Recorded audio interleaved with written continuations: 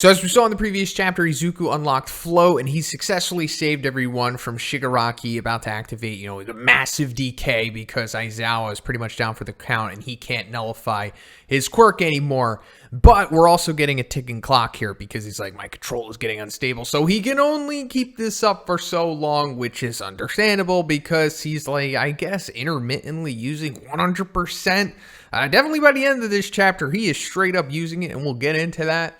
But now we're coming into a flashback, which is pretty cool. I mean, normally I would be kind of miffed about, in the midst of this big, huge battle, we're just cutting away to go to a flashback. But this makes sense. It's very integral and it's meaningful. We're getting a lot of useful exposition here. So first of all, we're seeing the training that Izuku went through preemptively to get control under Float, and I love this because they already established before this arc even started, at the very beginning of it, when they were going through All Might's notebook about the previous quirks of the the vestiges and whatnot. They already knew that Nana had Float, considering that was All Might's teacher after all.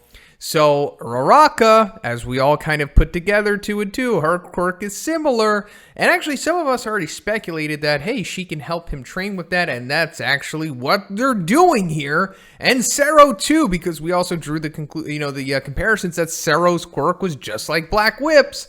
So I love this from Horikoshi. Very well done here. And also, it's giving us less of the whole Deus Ex that, oh, he could just instantly use it. Great. He's a master of it instantly. No, he put in the work, put in the training, and we're seeing it in a flashback rather than it just being, bolstered in and extending that whole preemptive war arc any longer than it really had to be. But I also like how they're going about Izuku's Float training with Uraraka. So, now we're pretty much getting the full-blown explanation of quirk, which we more or less kind of knew that it just made you float, as the name implies. You can't just fly like Superman or something.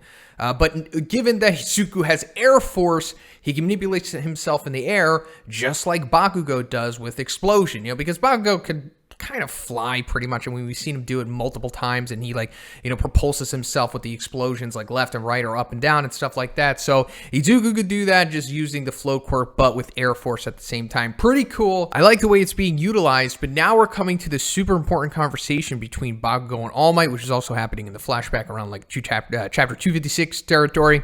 So this is, I guess, the most character development that Bakugo has had so far. This is the most he's ever let his guard down, and he does come to these, moments where he's at this temperament and he has this self-reflection, a little bit throughout the series, but this is it, the most. And that is, it's he knows that Deku or Izuku was always special ever since they were kids. He knew that he just had that it factor about him, and he kind of was jealous about it. It made him insecure. He was like, you know what, I knew. So, I suppressed my emotions and I bullied him because of it. And you know what, I feel like crap about it. I'm sorry. You know what? So it's I do have utmost faith in him. I do trust him 100%. I know that he is, pretty much the MC, even though Bakugo says that he's the MC of the story and whatnot. He knows, and him helping Izuku with his training and, developing and whatnot is somewhat of an atonement for the way that he has treated him in his past, even up until, pretty much currently as well. I love this sequence. It just gives Bakugo more depth. I mean, he really is one of the best characters in the series, and there's a reason why he is, number one on the popularity polls consistently.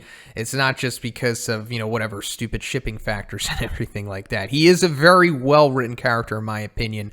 I mean, if you could get past all of those vocal minorities that just see, the first season and they just want to assume everything off of that. But anyway, they're coming to the whole part where they're talking about the vestiges. Now, this is where we get into the slippery slope territory. So they mentioned that the 5th, 6th, and 7th willingly signed their quirks down, so we know what they are, or at least they do. We don't know what the 6th user's quirk is yet, but the 5th was Daigoro, who had Black Whips, and then 7th, of course, was Nana, who had Float. And then the fourth is scribbled out. So maybe All Might truly knows what it is. Maybe he's holding it back. We don't know, but it seems like it's something problematic, possibly. Like I speculated in my Izuku's future quirks, it could be something that's like a little too powerful, but not like in the overpowered realm, but like maybe it's almost like a villain-esque quirk or something like that, maybe. But if you're wondering like who the fourth one was, it's this dude with like the mark on his face. Given if we see like the sequence of succession, he's passing his quirk on to Daigoro, who was the fifth. So naturally, this guy would be the fourth, and then the guy who looks like Best Genius was the sixth because it looks like he's passing it on to Nana. But this guy, going back to the slippery slope stuff, is the guy who was passed on One for All by Kirishima. Now, I know that there's going to be all the angry people like, no, Bakugo and Kirishima, they're not the second and third users. Ah! It's like, whatever. If you have that opinion, that's fine. Look, we can have these two different camps, but we don't have to get all angry about it, guys. But going back to that whole lineage, Bakugo, Kirishima, and all that stuff, Bakugo's like, have you realized something about the true nature of One for All? It's like, whenever we bring up, the topic of successors, you get all weird about it. It's like, what are you hiding? And All Might's like, no, well, I don't know for sure. It's hard to assert anything with no evidence. So what could be going on here? Possibility. Just hypothesizing, guys. We do know that All Might did see the vestiges, like in a dream or in a vision or whatever. He has admitted to seeing them. He wasn't able to communicate with them the way that Izuku was because he wasn't that far along in the singularity. But it's possible that All Might straight up saw a vision of like adult Bakugo and adult Kirishima, or just an older version of them, or whatever version they are when they become the second, third users. But maybe he just can't fully come to grips with it yet, or maybe he's not entirely sure. But I think something like this has happened, and we might get that reveal from All Might later on or something like that. But anyway, we're coming to the end of the chapter where Izuku is straight up using 100% at this point, saying that, Shigaraki is resisting these shots from him. So yeah, further showing the crazy durability of Shigaraki. He's pretty much dealt with 100% the best of anyone at this point. But also going back to him, in the final sequence here, in the final panel, he hits Shigaraki pretty much with the same move that he hit Overhaul with. If you remember, like the panels are almost like a one-for-one recreation. Pretty cool. But also it's like things are looking good, of course. But remember, Gigantomachia is on its way here. And also the whole ticking clock with Izuku's, his endurance with being able to keep up with all of this stuff. So things are going to turn again. So just keep that in mind. But that's pretty much it for the review today, guys. Let me know what you think about this in the comments. If you like the review, please give it a like. I also have a Twitch channel and a Patreon. Check those things out. They are active. And if you haven't already, please subscribe as well. Have a great day. I'll see you in the next one.